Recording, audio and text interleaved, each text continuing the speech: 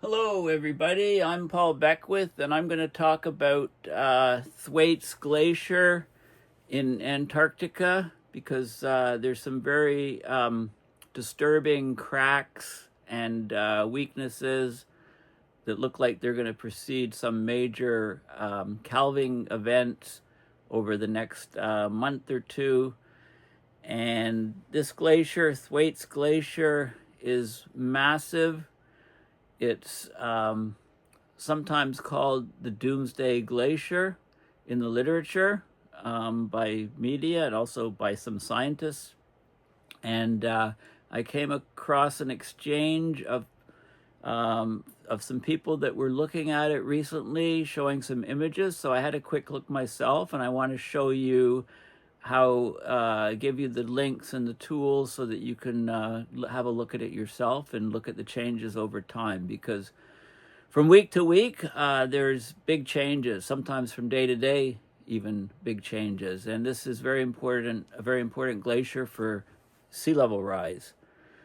Okay, so let's get right into it and have a look. So this is Worldview, and I'm pointing out this crack right here in the glacier. But before I show you all about this website and this tool and give you the link to this location, I want to talk a little bit about how I came across it. So this is a chat group on Antarctic, Arctic ice, and climate discussions. In the messages on X/Twitter. I know, why am I using this? Because it's the only way I can keep in contact with loads of other scientists. It's not ideal. I've transitioned to other sites, etc., etc. But I'm not talking about that. I just want to show you what's being discussed here. So Chris Van Steenbergen posted this just yesterday. He said, "It's indeed a pity that we did not make it. We could have made the difference, but yes, the oil lobby was stronger. This is the European Climate Modeling and Weather Forecasting, ECMWF, proves with his predictions that by the middle of this year, well, it doesn't prove, but it's predicting that we'll reach 2.5 degrees of warming for the Northern Hemisphere. By the middle of this year, 2 degrees globally. I don't think this is not what I'm saying. I'm just reading this. We will survive global warming itself, but it's about changing living conditions, food shortages, sea level rise, droughts, floods, wars, etc. Yes, so this is I do tend to agree with this statement. We have lots of hardships coming as climate change accelerates. I also see that the Thwaites Glacier will lose its entire glacier tongue sometime between today and mid-April. So how does he come to that conclusion? We'll have a look at the data. If that did happen, the sea level rise would go up rapidly. He's saying from millimeters per year to centimeters per year. The only thing that could save us now is a miracle from Moscow or from the White House, but that hope is below zero. So he's posted some images of the glacier, but we'll have a look at the raw data ourselves rather than playing these images. So anyway, what he showed, well, I'll just play this quickly. I don't know if you can see it. It's just comparing 2 days, and it looks like, okay, so this is January 17th. And if you play it and look at how the movement is, it looks like it's moving outwards towards the ocean, okay, in this, this is fractured and broken ice, but it's hard to see exactly where we are here. So what does he say? He's saying this animation shows the central part of the calving front just behind I think this is Thwaites eastern ice sheet. The acceleration takes place during neap tides, and that is anything but a good sign. Spring tide occurs around the 27th of January and again the 8th of February. So those are when we would expect more ice more risk of calving. And he thinks that the glacier is collapsing. There's no iceberg or ice shelf left that could stop this. Further downstream, the ice mass becomes more fragile. I think that's further upstream. He means downstream should be upstream. But anyway, the seabed behind the calving front's getting deeper and deeper as you go inland. So this is up to 2 kilometers deep. So if you lose the pinning points of the glacier, then it can retreat very quickly over a short period of time. And anyway, he thinks we're on the eve of something exciting with the fracturing of Thwaites. So we'll have a look at this data, and he shows a bunch of other GIFs. So the dates are up here, and you can see changes from time to time. But rather than show you these, let's look at the actual data. So anyway, this alerted me to have a look at it myself. This is Chris Van Steenbergen's site, and he provided a link to Worldview, to that exact location, which I clicked on to show you the location. And yeah, he shows other images and stuff just in the last few days. Anyway, so I went and I had a look myself. So this is Worldview, and you can see the big crack there, and I'll go into detail of this in just a moment, but I want to give you a little background on Thwaites. So this is a Wikipedia page for Thwaites Glacier. It's an unusually broad and vast Antarctic glacier, and it was, let's have a look. So they call it often the Doomsday Glacier. Here's Antarctica, the Antarctic Peninsula. Here's the glacier right in here, in this cove here. 192,000 square kilometers, that's 74,000 square miles. It's 120 kilometers wide, 175 miles. Thickness, 800 to 1,200 meters, which is half to 3/4 of a mile. And its terminus is Pine Island Bay, and it's receding. So you can read about the history of our research on it. The outsized danger Thwaites poses has led to some reporters nicknaming it the Doomsday Glacier, although this nickname is controversial among scientists. And it's being closely monitored for its potential to elevate sea level rise. It's been often described since the 1980s. Thwaites and Pine Island Glacier have been described as part of the weak underbelly of the West Antarctic ice sheet, because they seem vulnerable to irreversible retreat and collapse even under relatively little warming, yet also because if they go, the entire ice sheet is likely to eventually follow. Okay, this is based on many studies. Okay, so you can see, the Thwaites Glacier and the different calving fronts of the ice, etc. Expeditions to there, how it's changed over time. Big iceberg, massive icebergs breaking off from this. All kinds of data. Different various volcanoes underneath the ice sheet are listed as well. I talked about that. Meltwater hotspots.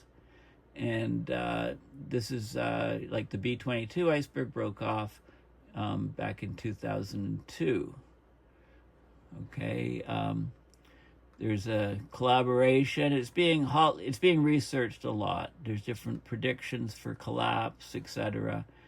Okay, so it's all there on the wiki page, but let's have a look at the data. Okay, so this is Worldview, and again, if you do want to find it directly, you could go to this site here by Chris Van Steenbergen and just click on his pinned link here on Worldview, and it takes you right to the glacier. Otherwise, you can just open the app and navigate yourself there. So let's have a look at where we are exactly. Okay, so I'll zoom out first of all. Okay, so this is the Antarctic continent, Antarctica Peninsula. So we're looking just south here in this region here. Okay, we're looking in this region here for Thwaites Glacier, and you can see the crack there. So let's go to a view where we can see the crack, and let's center it here. And let's back up. So this is January 21st, 2025, and you can just click on the time scale. Okay, that looks the same. Click back. Okay, it's cloudy. It's cloudy, so you can't see it. Let's go back a little bit more. A little bit more. Okay, here. So January 17th. Okay, well, I don't see a crack there. Do you see? Maybe there's an outline of one right here. But compare this to, so this is January 17th, and compare it to now. And you can see how that crack has developed in the space of 4 days. So this is not good. Okay, no crack, and you can go back. So you can also have a look at this. You can look at other changes over time. Okay, how things are moving and cloudy. Okay, so you can go back to whatever timeline you want, basically. You know, often there's clouds and you can't see much. This is pretty open. You can see the whole thing there. This was back in December 18th, December 15th. So you can see how the whole nature of this thing has changed. Now, we're right in the middle of Northern Hemisphere winter, so they're in Southern Hemisphere summer for Antarctica, of course. So you can see, you can zoom in and out with the slider, and you can see how things have changed over time. You know, we can increment date, we can increment 1 day ahead. So let's do that. It's cloudy. Okay, can't see too much, a lot of days. So just look for the change in that whole region when it's not cloudy. Okay, so you can see all of this breakup occurring here. This is January 3rd. Cloudy. You know, it looks different each time. Ah, here we go. Look at this crevice and crack here on January 9th. Okay, and now the whole ice is shattered within there. It's shattering, it's going back further into the glacier, the ice shelf. And then you can see this crack here. So this whole thing is going to go. This is January 21st. This is January 22nd, nothing. Okay, so this is it. It looks like this whole thing is going. And, you know, how far back will it go? Or, I mean, are there other cracks here? Is this a crack here? This is an outline here. It's not a crack, I don't think. No, it's just the outline. This is where the land is, basically, and the bay. And you can see the crack here. So I guess, is this a crack here? Are we going to lose this whole thing? This whole thing's probably going to be gone in this region anyway. So what sort of size are we talking about? You know, we can zoom in. This is the maximum magnification. So let's get our ruler here. Measure distance and area. Let's measure distance first. So how far is it from here to here? Any guesses? So we click there, and it's almost 9 kilometers to here. Okay. What about over here? From here, go back to the ruler, remove measurement, and let's do another measurement with the ruler. Measure distance, and let's go down here, and let's go up to the top there. It's like 33 kilometers. Okay, so it's really hard to get an idea of the scale here, you know, from the satellite data on Worldview, but you can use the ruler to see. Okay, so 33 kilometers, you know, about 8 kilometers here. We can also, we can remove this, and let's have a look at the area. Let's measure the area. So let's start over here. You know, and let's just move. Let's look at the area. Okay, so we'll come out here. We'll come out here. We'll come up here. We'll come up. I don't know. Probably this whole thing is going to break away up to in here somewhere. Let's say here to here to here. You know, you can do the you can do it to whatever scale you want. I'm just kind of approximating here. Let's go here. Let's go to here and here. You get the idea. I'll come in here, over here. See the number here? It's almost 2,000 square kilometers. That whole region of ice.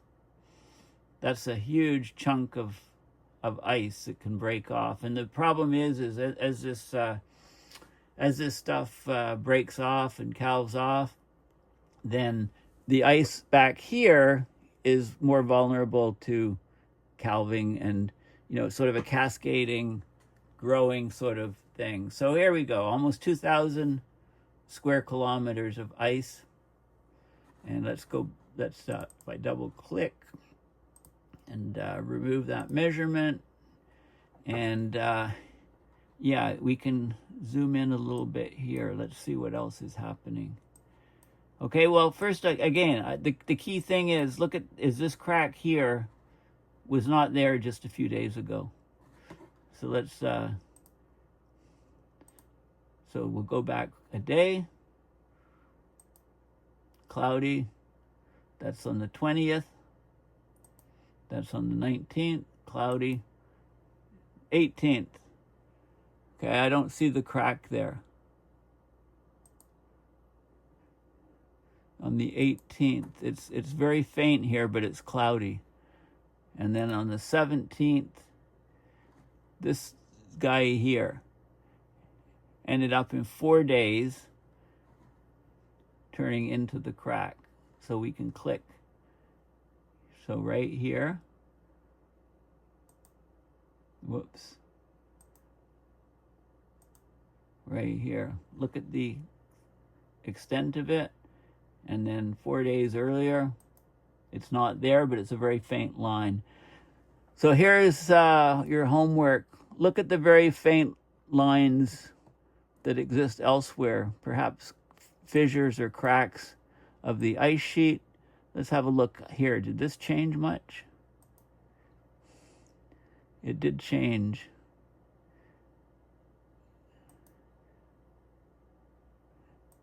Not a whole lot, but there is change.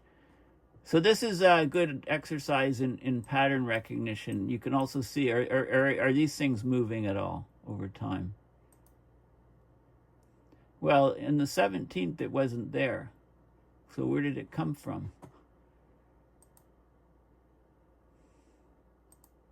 So this guy here breaks off. This guy here, it looks, breaks off and starts floating out.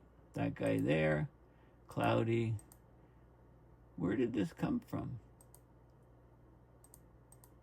This whole thing here rotated and flipped, it seemed. And that's what we're seeing 4 days later. So it's really sort of useful to give you an idea as to how quickly things can change and the scale. Like, how big do you think this thing is? Let's go to our ruler and go to measure area. And it's a circle, right? So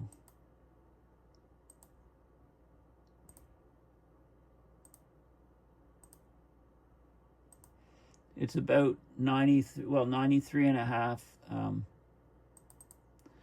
93 and a half square kilometers, this guy. Just to give you an idea. I mean, the scales, it's hard to see. They're large. Okay, we're looking at a large area. And I can't zoom in anymore. But this is like a weak spot of Antarctica. So now you have the tools to go to Worldview, you know, zoom in to Antarctica, to this location, and you can see how Thwaites Glacier, look at that crack. You can see the crack from here, right here, this big crack that just appeared.